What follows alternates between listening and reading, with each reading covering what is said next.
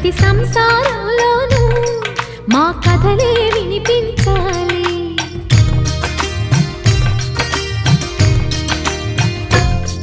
ఆ సిరిని శ్రీహరిని మా జతలో చూపించాలి.